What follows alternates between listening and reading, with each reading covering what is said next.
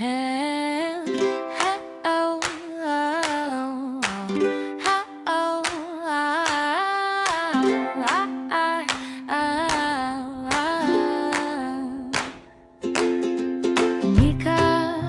huwag mo nang ituloy ang mga paninira mong walang kabuluhan.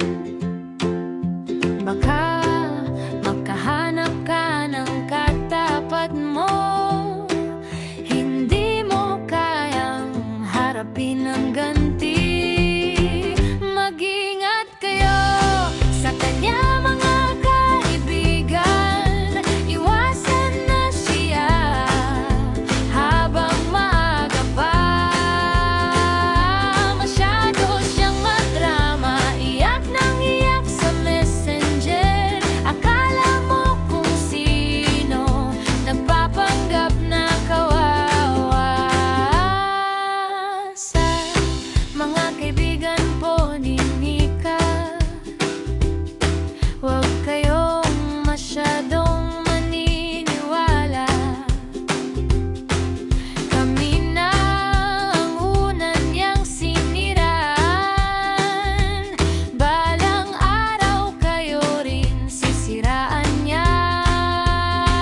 Mag-ingat kayo sa kanya, mga kaibigan. Iwasan na siya habang maaga pa.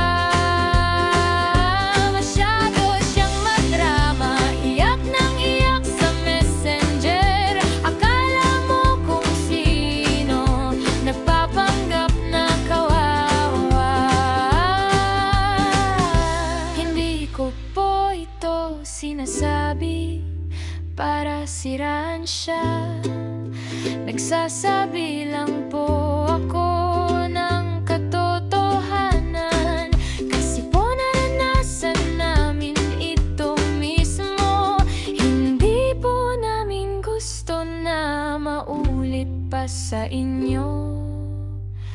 Mag-ingat kayo sa kanya, mga kaibigan. Iwasan na siya habang maaga pa. Masyado siyang madrama, iyak nang iyak sa messenger. Akala mo kung sino, nagpapanggap na kawawa. Kaya mga kaibigan ni Mika, mag-ingat kayo sa kanya. Huwag kayong padadala sa kanyang mga luha. Ang totoo ay lalabas din sa huli.